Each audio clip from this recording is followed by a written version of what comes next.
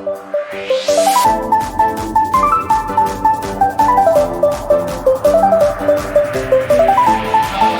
surga, tiba waktunya bagi kami untuk mendengarkan firman Tuhan. Ini kami Bapa, adanya kami sebagaimana ada saat ini. Kami buka telinga kami, hati kami, jiwa roh kami, agar Roh yang kudus memenuhi dengan kebenaran-kebenaran firman Tuhan. Kami tolak segala kuasa-kuasa yang mengganggu jalannya pemberitaan firman. Segala kuasa iblis, setan, roh jahat yang mengganggu pemberitaan firman kami patahkan di dalam nama Yesus.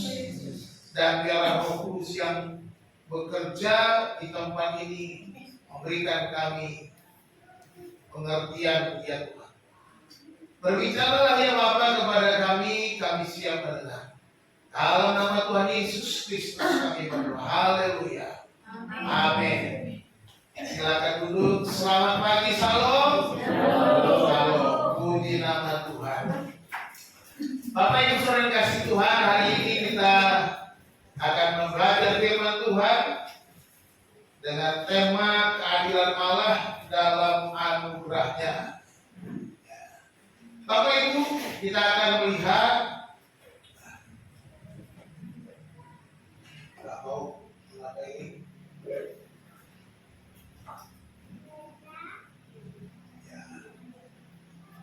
perbedaan keadilan Allah dengan keadilan dunia ini ya Pak. Ya. Kita melihat keadilan Allah itu dia membalas sesuai dengan anugerah. Yang kedua, keadilan Allah semua bagi Tuhan menerima sama besar, itu adil bagi Tuhan. Tetapi keadilan dunia sebaliknya membalas sesuai perbuatan. Bahkan ada yang membalas jahat dengan jahat, adil katanya. Yang jahat, yang adil adalah dihukum. Itu keadilan dunia. Tapi Tuhan ada anugerah. Keadilan dunia juga orang harus menerima setimpal dengan kerja keras dan waktu. Ya kan? Kita bilang adil kalau sesuai. Kerja keras, waktu yang diberikan maka lebih banyak. Orang yang kerjanya malas atau kerjanya waktunya sedikit, ya nggak boleh disamai. Itu keadilan.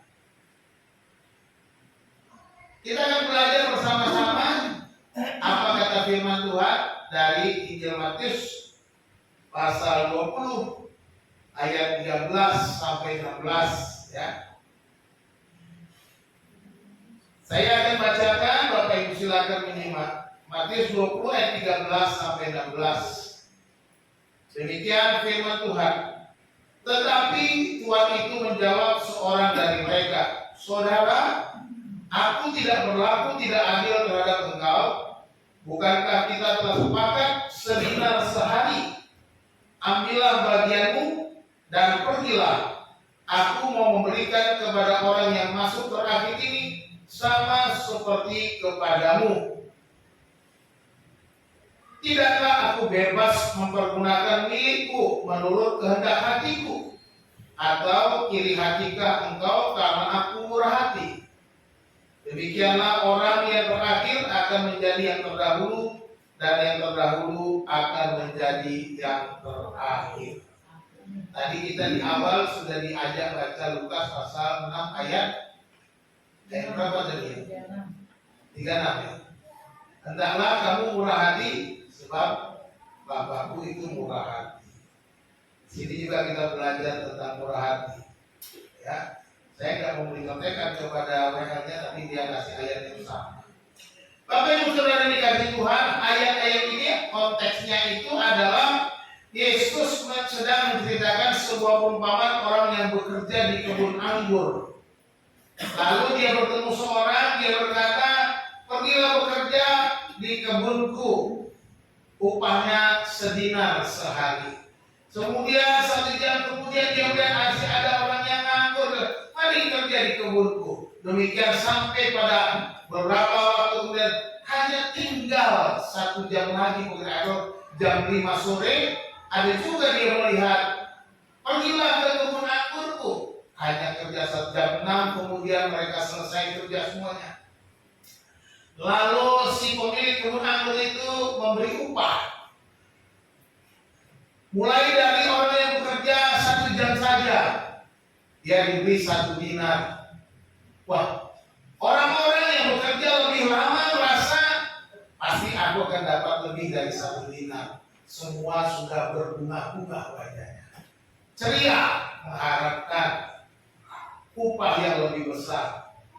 Tetapi nyatanya si pemilik kebun anggur itu hanya memberi 1 dinar kepada setiap orang, berapa jam pun kerjanya.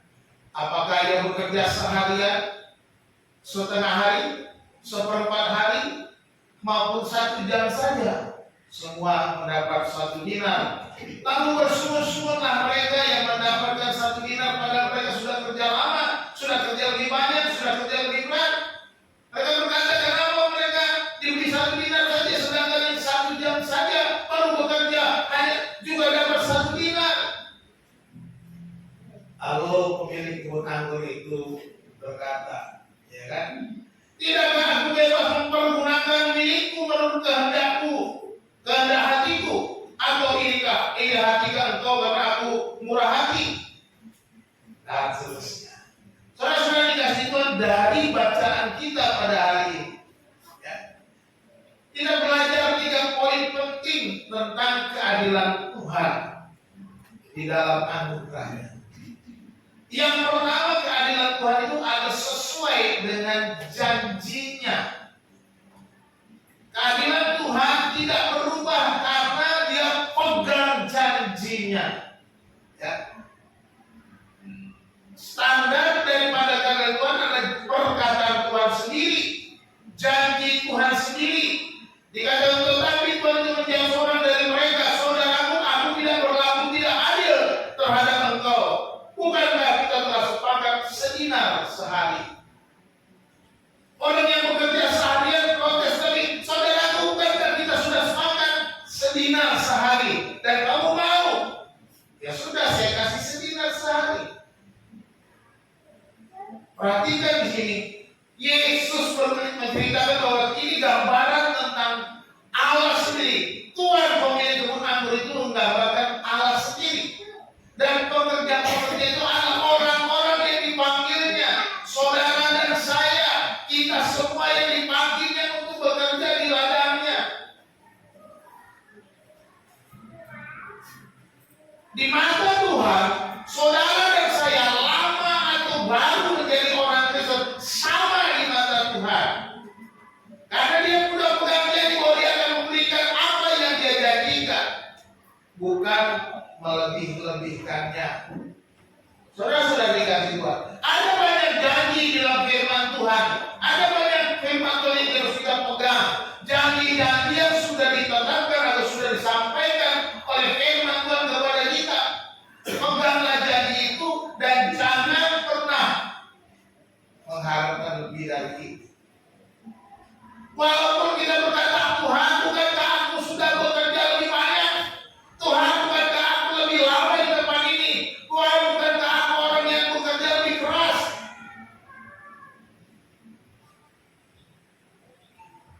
Bapak Ibu Saudara dikasih Tuhan, keadilan Tuhan tidak diukur menurut pikiran dunia ini, tetapi sesuai dengan janjinya. Kasih karunia Allah bukanlah upah. Ini berbicara kasih karunia, tetapi pemberian berdasarkan kemurahan hatinya. Inilah yang disebut kasih karunia. Tuhan memberikan sesuai dengan kemurahan hatinya.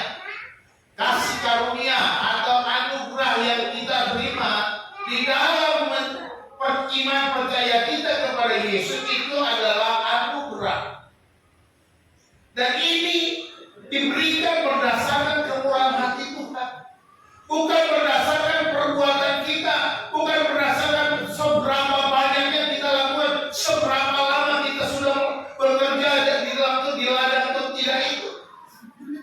saya dan saudara mendapat kasih karunia yang sama. Upah setidak itu sama dengan kasih karunia Tuhan. Bahwa Tuhan memberikan anugerahnya, kasih karunia-Nya dengan keadilan. Makanya kita berkeadilan Tuhan di dalam anugerahnya atau kasih karunia. Seperti seorang donatur, ya, dia berhak memberikan kepada siapapun sama rata. Semua orang bisa dapat sama. Saya beberapa waktu lalu ada pertemuan sebuah yayasan, kemudian banyak orang di sana yang menerima bantuan dari yayasan itu. Tapi semua dapat sama, apapun pekerjaannya, apapun pelayanannya, tidak dibeda-bedakan. Dan mereka donatur itu punya hak, mau dikasih berapa banyak kepada si A, si B, si C, itu haknya donatur. Seperti itu gambaran Tuhan bahwa kita tidak bisa memprotes Tuhan. Tuhan punya kedaulatan di dalam memberi. Tuhan menepati janjinya dengan tidak membeda-bedakan siapapun. Ketika Dia berjanji, maka Dia akan melakukan janjinya. Tinggal kita mau menerima atau tidak. Tetapi syaratnya kita harus melakukan janjinya. Kita harus konsisten dengan apa yang Tuhan janjikan. Misalnya, seperti ayat-ayat yang sering kita katakan, carilah dahulu kerajaan Allah dan kebenarannya, maka semuanya itu akan ditambahkan kepadamu. Tuhan pegang janjinya, Dia akan tambahkan apa yang ada padamu kalau engkau menjadikan Tuhan nomor satu dalam hidupmu. Itu ya. Mencari kerajaan Allah dan kebenarannya, menempatkan Tuhan number one. Menempatkan Tuhan sebagai prioritas utama dari segala macam keperluanmu, kebutuhanmu, bahkan dari orang-orang yang engkau kasih di sekelilingmu, dari istrimu, dari suamimu, dari anak-anakmu, dari bapakmu. Tuhan harus nomor satu. Jangan jadikan Tuhan nomor dua. Itu juga yang saya pesankan kepada putra sebelum dia berangkat kuliah merantau ke tanah seberang. Saya bilang, jadikan Tuhan nomor satu, itu yang paling penting. Bukan bapakmu, bukan ibumu, bukan siapa-siapa, bukan ilmumu, bukan target-targetmu nomor satu. Tuhan dulu nomor satu. Orang tua boleh membuat nomor 2, nomor 3, nomor 4, terserah. Tapi kalau Tuhan nomor satu, maka semuanya akan ditambah. Itu jadi Tuhan. Jadi Tuhan pegang janjinya, Tuhan akan melakukan, tak membeda-bedakan antara saya dengan Pak Sutadi, nggak ada bedanya. Saya melakukannya, saya dapat. Pak Sutadi melakukannya, dapat juga. Oke, Tuhan bekerja menurut janjinya, bukan menurut perasaan kita, bukan menurut hebatnya kita. Dia tidak memperhatikan kehebatan, tapi dia memperhatikan kesetiaan. Kesetiaan setiap orang untuk melakukan kebenaran, kesetiaan setiap kita untuk menerima kebenaran, kesetiaan setiap orang percaya untuk tetap berpegang kepada janjinya. Ini penting. Yang dibutuhkan hanya kesetiaan. Yang baik. Bukan yang lain. Jadi kalau engkau melayani Tuhan, lakukan dengan kesetiaan, bukan karena uang yang lain.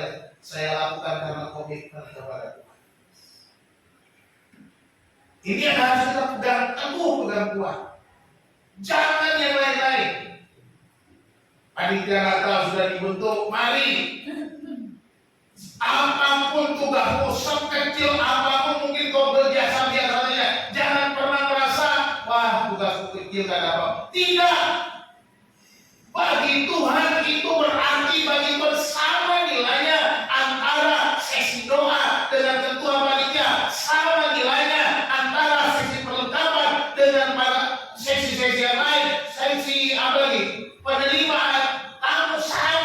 di hadapan Tuhan, tapi lakukan karena kesediaan.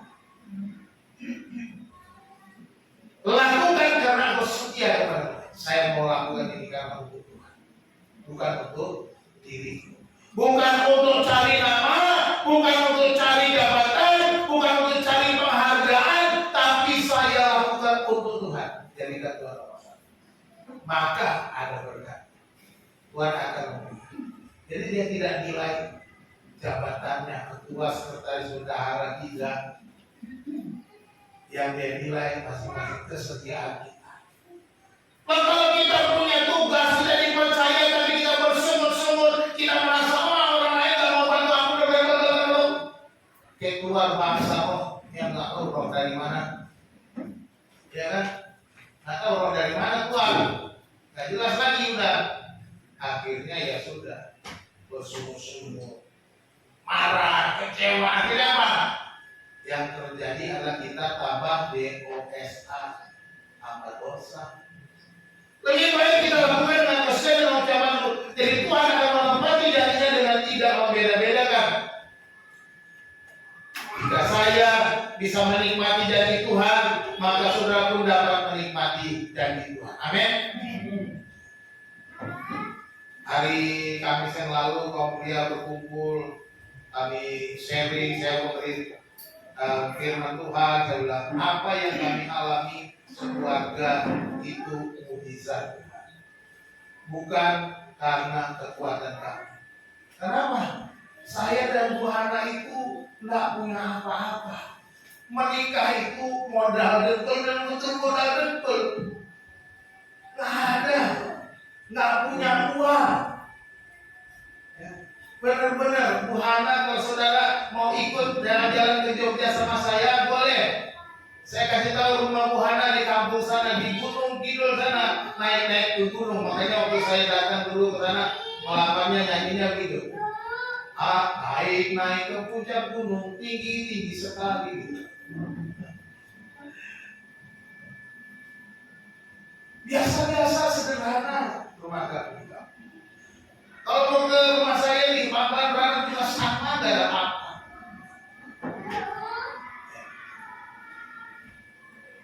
Tetapi kami bisa mengalami sampai saat ini berkat-berkat Tuhan, itu mukjizat.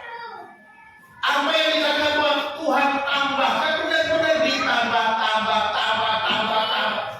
Itu yang terjadi. Kenapa? Dengan kesetiaan saja. Nggak ada yang lain. Bapak Ibu semua tahu yang udah lama-lama di sini. Lama-lama di situ tahu. Nggak pernah saya minta sama Bapak Ibu. Nggak pernah saya minta di gereja. Nggak pernah saya diberikan gaji yang memadai seperti pendeta-pendeta gereja besar. Gereja besar, wajar, uangnya banyak, pendetanya digaji, disediakan rumah, disediakan mobil. Tapi saya belajar untuk setia sama Tuhan. Nah, kalau saya bisa diberkati, maka saudara juga bisa diberkati. Kuncinya adalah pegang janji Tuhan. Karena Tuhan keadilannya tetap sama. Saya dan saudara akan diperlakukan adil oleh Tuhan dengan janjinya yang dia pegang. Tuhan gak pernah berubah. Amin. Dalam ayat yang ke-14 dikatakan tadi, ambillah bagianmu dan pergilah, aku memberikan kepada orang yang masuk rahim ini sama seperti kepadamu, kata Tuhan. Artinya apa? Dia akan lakukan sama siapa aja. Apakah saudara sudah ikut Yesus 2 tahun, 5 tahun, 10 tahun, 20 tahun? Sama. Aku akan perlakukan sama. Jadi, karena ini perkataan Tuhan, bukan berdasarkan perasaan-perasaan. Karena Tuhan tidak berubah-ubah. Tuhan tidak pernah berubah perasaannya. Tiba-tiba, Bu Armin gini, dia marah. Tak berubah dia. Tetap pegang jadi. Kalau Bu Armin sudah pergi, sesuai dengan firman-Nya, dia lakukan. Kira-kira. Nah, diubahnya tergantung kita. Yang kedua, kita belajar dari ayat ini. Yang kedua, kita belajar bahwa jangan iri hati dengan cara Tuhan bekerja. Ayat 15, tidakkah aku bebas mempergunakan milikku menurut kehendak hatiku, atau iri hatikah engkau karena aku murah hati? Kita tidak boleh iri hati.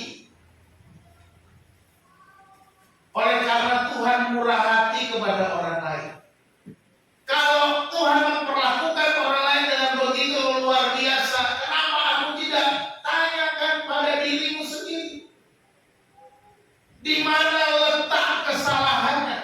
Letaknya adalah pada kesetiaan kita. Kesetiaan kita akan firman Tuhan, kesetiaan kita akan jadi Tuhan bagaimana kita setia kepada Tuhan. Ya. Jadi jangan iri hati. Kesalahpahaman sering terjadi. Karena merasa harus mendapatkan berdasarkan perbuatan. Ini tadi yang saya sebutkan tadi, keadilan dunia. Orang sering salah paham. Banyak yang salah paham karena berasa aku sudah melakukan lebih banyak. Hati-hati. Tuhan tidak melihat yang di luar, tapi Tuhan melihat hati kita. Ketika kita melakukannya hanya untuk mencari hormat, mencari nama, mencari penghargaan, Tuhan tahu. Itu dia. Tapi kalau kita dengan hati yang tulus, dengan kesetiaan, Tuhan juga tahu. Mereka lah yang mendapat perlakuan sesuai dengan keadilan Tuhan. Nah, kalau kita hanya bekerja atau melayani di sini cuma mau cari hormat, supaya dihargai, supaya kita dibilang hebat, supaya kita dibilang cakep, supaya kita dibilang mantap, wah itu yang kita cari. Atau kita mau mencari PK, ya, jangan. Kita nggak melayani mencari PK, tapi melayani Tuhan, ya, bukan mencari hormat dunia ini. Mari kita melakukan semuanya dengan kasih, dengan ketulusan, dengan kesetiaan, maka Tuhan akan memberikan sesuai kasih karunia. Saudara tahu iri hati itu muncul karena gagal melihat kasih karunia Allah. Kita iri karena kita gagal mengerti anugerah dari Tuhan. Kita gagal mengerti kasih karunia Tuhan, maka kita iri hati kepada orang lain. Dan ingat, iri hati ini juga penyakit yang sudah lama. Sejak manusia jatuh ke dalam dosa. Di Taman Eden sudah mulai ada iri hati. Ya. Ketika Kain dan Habel membawa persembahan kepada Tuhan. Adam dan Hawa punya dua anak laki-laki, yang satu Kain, yang satu Habel. Kain menjadi seorang petani, sedangkan Habel menjadi seorang peternak menggembalakan domba. Lalu keduanya mempersembahkan korban persembahan kepada Tuhan, dan Kain memberikan dari hasilnya, ya pokoknya seadanya. Itu bicara hati. Lalu Habel dikatakan mencari yang terbaik, memberikan yang terbaik. Itu bicara hati. Perbedaannya adalah masalah di hatinya. Dan ketika mereka membawa persembahan, persembahan Habel diterima Tuhan, tetapi persembahan Kain tidak diterima, dan kembali hatinya mulai bermasalah. Lalu Tuhan bilang apa tuh? Kejadian 4 ayat 5. Tetapi Kain dan korban persembahan yang tidak diindahkannya, lalu hati menjadi sangat panas dan mukanya muram. Firman Tuhan kepada Kain, mengapa hatimu panas dan mukamu muram? Ada iri hati kepada adiknya. Padahal masalahnya di hatinya bukan masalah kepada adiknya, tetapi dia merasa ini, kenapa adikku diterima aku tidak? Iri. Karena tidak mengerti kasih karunia Tuhan, tidak mengerti anugerah. Kalau kita memahami, Kain sudah diperingatkan Tuhan, tapi dia tidak bertobat. Tapi terus panas hati dan membunuh adiknya Habel. Hati-hati dengan iri hati. Iri hati dapat membunuh. Mungkin kita tidak membunuh secara fisik, tapi ada pembunuhan karakter. Kan zaman sekarang ini ya, pembunuhan karakter.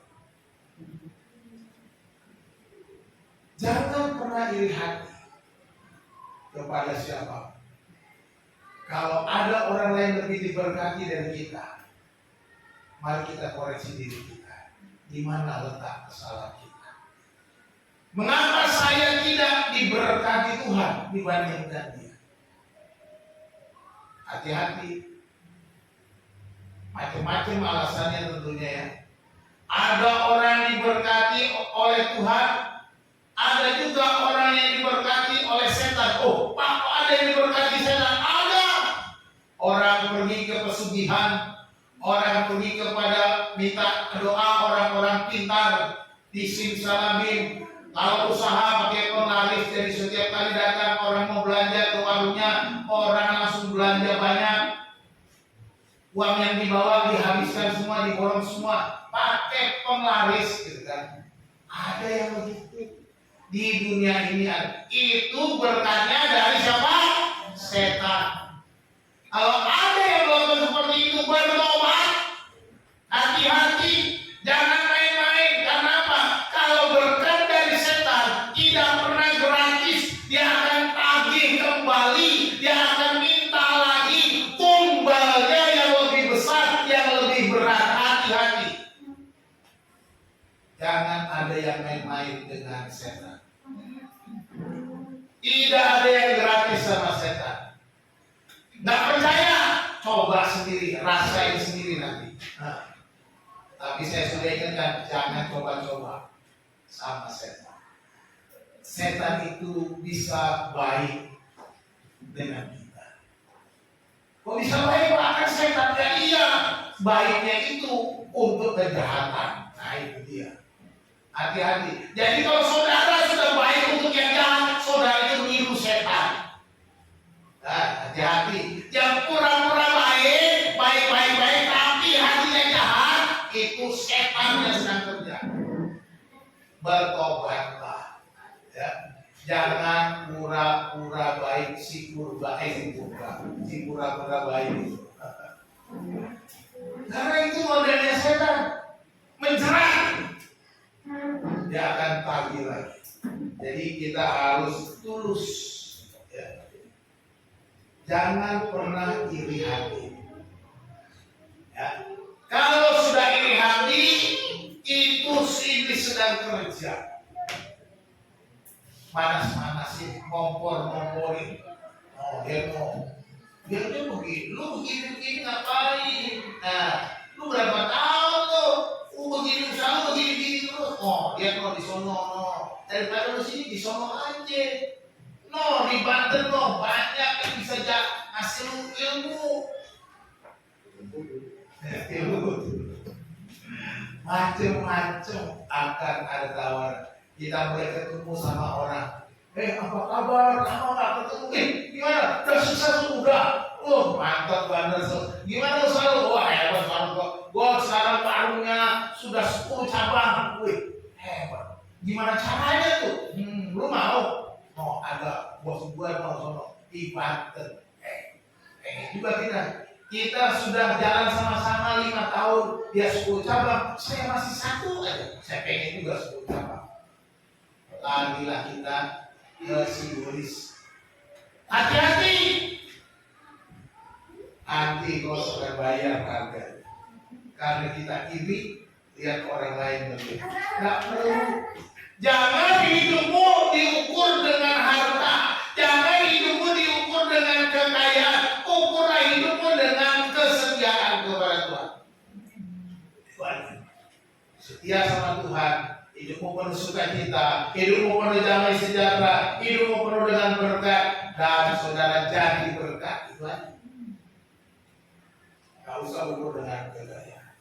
Jadi kita lihat di sini bahwa iri hati akan mendatangkan malapetaka. Jadi jangan iri hati juga bagaimana Tuhan memberkati orang lain.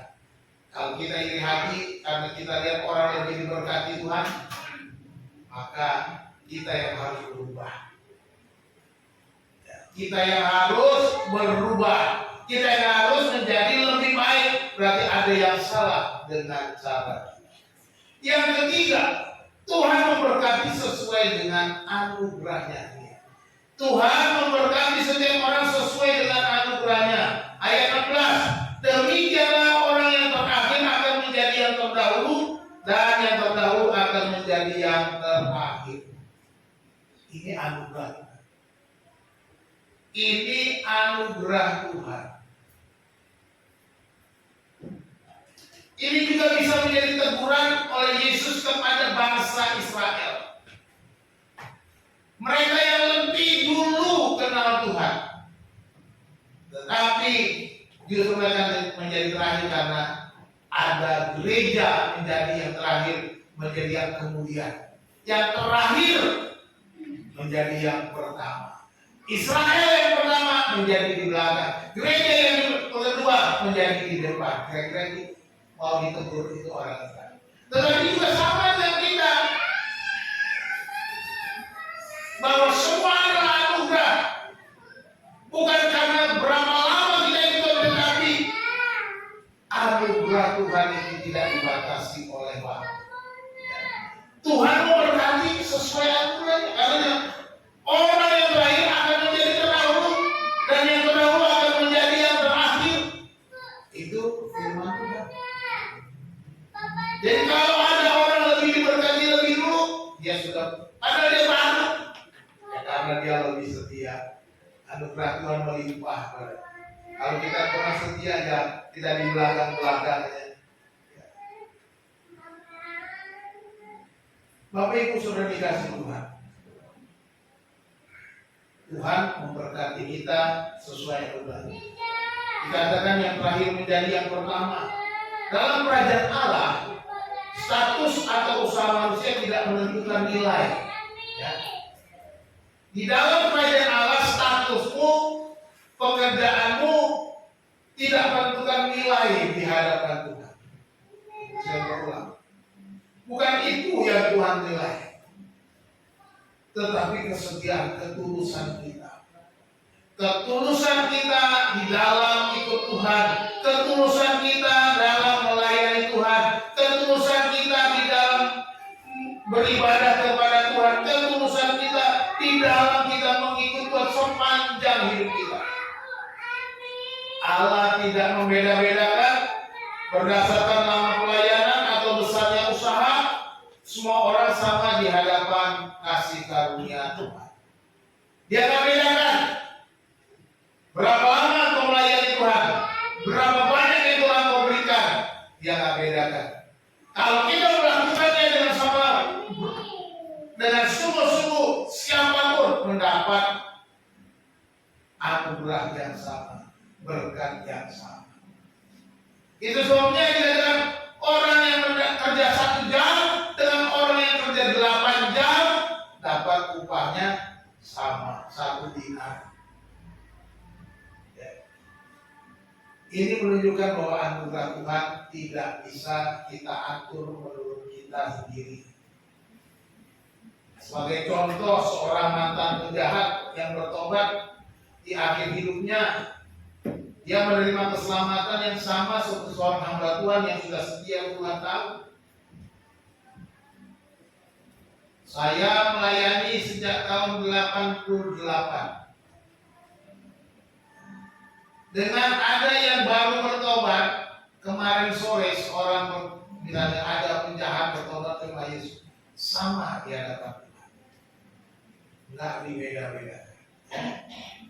Walaupun saya sudah puluhan tahun, dia baru sehari, bagi Tuhan sama saja.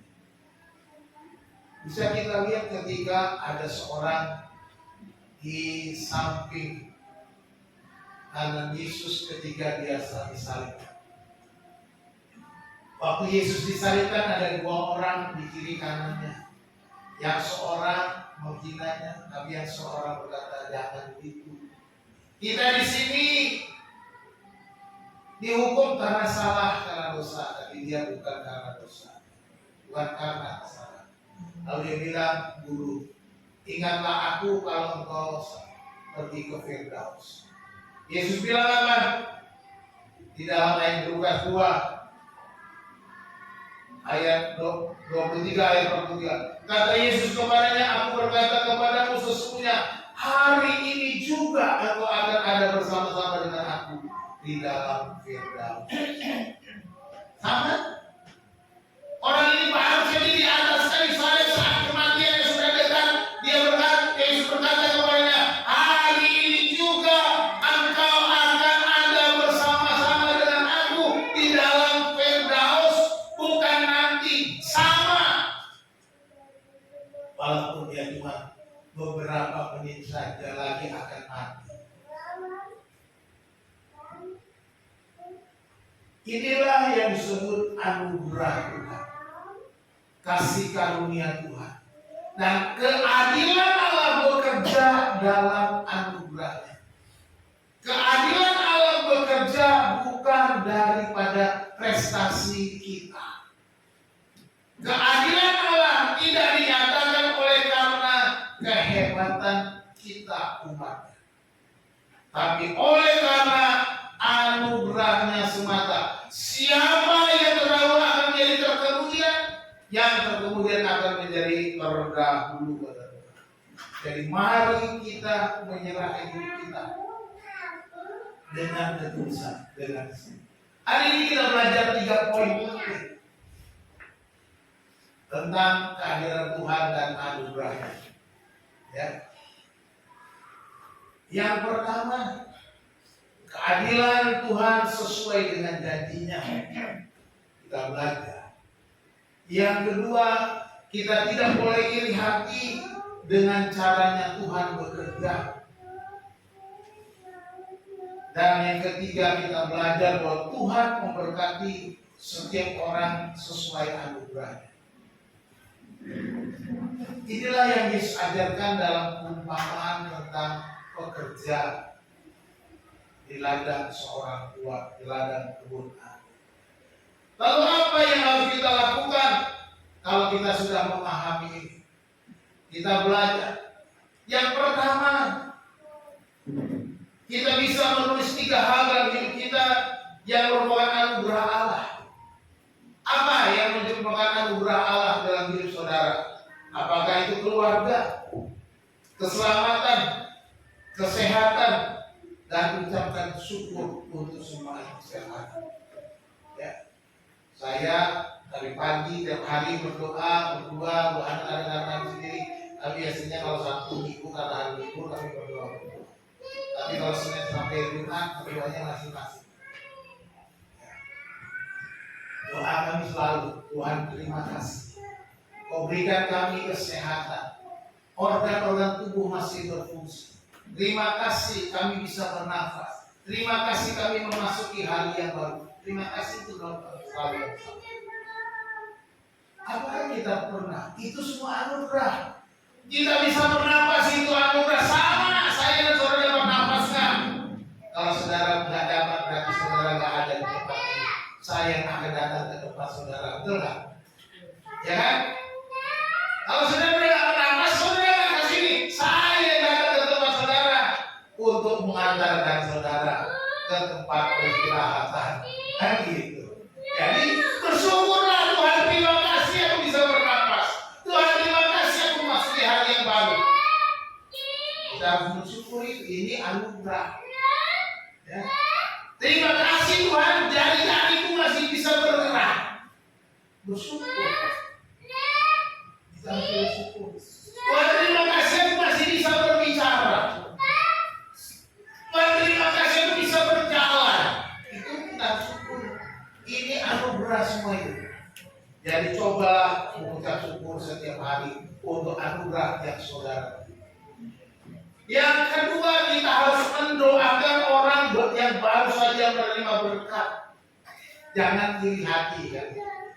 Bukannya mendoakan malah iri hati, malah jelek-jelek itu juga terjadi. Jangan-jangan itu korupsi itu begitu nih, jangan-jangan ngejilat bos tuh. Bukannya kita mendoakan, tapi kita yang bergunjing, bergosip. Kita pikiran yang jelek apa? Iri hati, jangan dong. Ya jangan. Ya, hati-hati ya. Jadi doakan orang yang baru saja menerima berkat, apakah itu promosi, keluarga baru dan lain-lain, belajar bersukacita atas kasih Allah dalam hidup mereka. Ya. Kalau ada orang yang diberkati, orang sedang bersukacita, ya syukur. Puji Tuhan, saudara ikut mendoakannya supaya lebih baik, lebih sukses. Gitu, jangan ngiri. Justru banyak bro, apalagi kan tetangga, mobilnya ganti, belum. Pasti urus sini. Urusan dia mau urus sama kita, saudara nggak usah iri. Itu aja yang penting. Anjingnya gede, harga berapa tuh? Mau beli yang lebih gede, yang lebih mahal. Jangan begitu ya, saingan. Ngiri, akhirnya yang repot apa? Kita juga habis dua duitnya, gara-gara iri saingan. Yang mobilnya kecil, tapi yang gede, dua saingan terus. Kita juga yang repot, nggak usah iri hati. Berdoa bersyukur, ya kan? Ya. Yang ketiga, mari kita sambut setiap orang baru. Bu Ani tolong disalam sebelahnya. Sudah? Ya, Pak Doan, Bu, di belakangnya disalam ada orang baru. Udah, salam dulu Pak, selamat datang lah. Ya kan, kita harus sambut pendatang baru di gereja atau di komunitas kita dengan hangat. Ya, misalnya dengan mengajak mereka ngobrol, bergabung dengan komunitas, ini tanda-tandanya kita mengasihi orang. Bahwa setiap orang itu adalah anugerah Tuhan. Ya, ini yang harus kita lakukan di dalam gereja. Ingat selalu, saya selalu tekankan Bapak Ibu, jadilah keluarga. Kalau datang di sini, jadilah keluarga. Ada orang baru, jadikan itu keluargamu. Jangan jadikan itu, apa ini orang baru? Jangan begitu. Atau orang-orang baru, yakin. Biarin aja dia salah gua dulu, masa gua nyala? Jangan dong. Kita loh yang duluan. Ya orang baru yang malu-malu kucing. Lama-lama jadi kucing beneran. Asal jangan jadi kucing garong. Ya lucu supaya jangan tidur ya. Jadi mari kita sambut saudara-saudara kita yang baru ya. Selamat datang buat yang baru datang. Namanya siapa non? Herlina. Ya. Herlin. Selamat datang Nona ya, Nona Herlin. Terima kasih. Semoga betah di tempat ini ya. Orangnya di sini baik-baik, baik-baik semuanya. Sudah saya jinakkan semuanya. Jadi tenang aja, jangan takut. Sudah divaksin. Sudah baik-baik semuanya pokoknya di sini. Lihat aja Pak Doa senyumnya cerah banget. Jadi kesimpulannya silakan. Jadi kesimpulan dari Matius 20:13-16. Matius 20:13-16 ini mengajarkan bahwa kehadiran Allah didasarkan pada kasih karunia yang murah hati, bukan perhitungan manusia. Jadi bukan perhitungan manusia. Kita dipanggil untuk merendahkan hati kita, untuk bersyukur atas anugerahnya, dan menyambut orang lain dengan sukacita. Amin. Ini yang Tuhan yang terdahulu. Jadi kemudian akan dilakukan. Artinya mari kita sambut dengan sukacita. Siapapun yang datang belakangan, puji Tuhan, haleluya. Jangan haleluya ya. Haleluya. Tuhan memberkati kita. Kita berdoa. Kami bersyukur kepada Tuhan untuk firman Tuhan yang mengingatkan kami untuk kami boleh belajar kebenaran bahwa betapa Tuhan bermurah hati dan semua itu ada kasih karunia Tuhan, dan kami boleh belajar merendahkan hati kami, bersyukur atas semua yang kami terima, dan boleh menerima setiap orang apa adanya Tuhan, sekalipun orang yang baru datang, orang yang baru kami kenal, tetapi di mata Tuhan semua sama, tidak membedakan.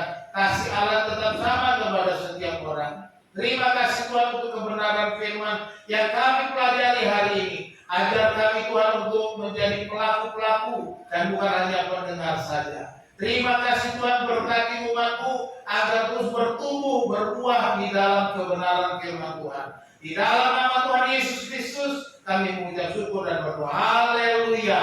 Amin.